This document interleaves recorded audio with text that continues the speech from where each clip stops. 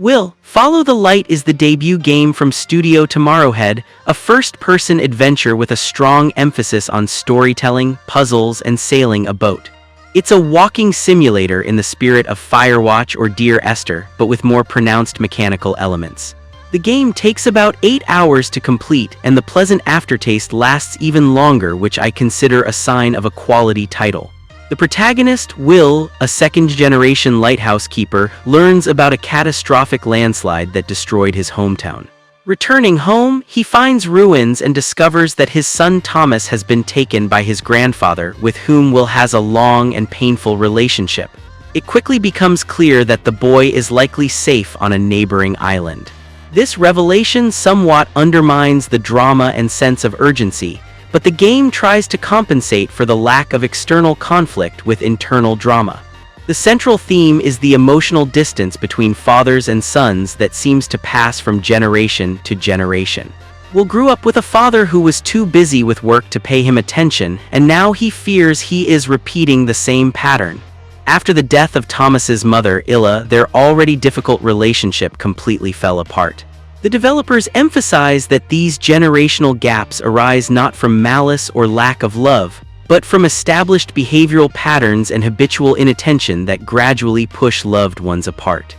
By the finale, the game reveals this idea with great emotional depth and sincerity, an ending that will likely touch many players. The first half hour is spent exploring the lighthouse and performing routine tasks, fixing small breakdowns and solving simple logic puzzles related to maintenance. This serves as an introduction to who Will is and what he does before sending him on his journey. The pacing sags a bit here, creating a risk of losing interest before the story gains momentum, but it's worth sticking with. Puzzles are mainly of two types: trial-and-error tasks and those where an obvious solution is hidden behind a chain of smaller subtasks. A good example of the latter is removing a spark plug from a shelf, which requires checking a control panel, replacing a fuse, talking to a mechanic, going outside, completing a minigame, and returning 12 steps for one simple action, all while stuck in gray sheds and bland offices, even though the game truly shines in nature. There are also combination locks where you must find external clues. In one case, the code is hidden in numbers painted on stones. In another, you count angles of geometric shapes.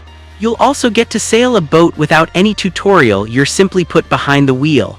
The sailing mechanics are surprisingly well done. The boat Molly has forward, rear, and storm sails, an anchor, and a simple mooring system. Water physics feel natural, waves behave realistically, and sailing in a storm is genuinely enjoyable. There are also navigation tasks based on real techniques, such as determining azimuth and plotting a course using the map in the cabin. On land, Will's journey takes him through several biomes, coastal settlements, Arctic wastelands, and snowy mountain passes. The environments look excellent, with high-quality photorealistic detail.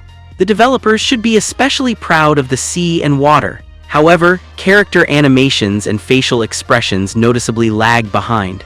Overall, the game is meditative and contemplative, but the developers included several memorable, spectacular episodes. A dog sled race through a windy mountain pass, a confrontation with a sperm whale, and an encounter with a polar bear stand out. Collecting notes, cassettes, carved boats, and planet models adds depth for those who want to understand the characters better. A magical lantern Will obtains allows him to reveal hidden memories and objects. Technically, the game is mostly stable with no major frame rate drops and a clean, minimalistic interface. However, there were a few cases where completed quests weren't registered, requiring reloads. The autosave system is the biggest annoyance. Saves are infrequent, sometimes once every 30 minutes, and you may have to rewatch mandatory scenes after loading. Will, Follow the Light is built around a very important theme and, in my opinion, explores it in great detail and with genuine emotion. The game leaves a sad, melancholic aftertaste that feels pleasant and nourishing, like after watching a smart but heavy film.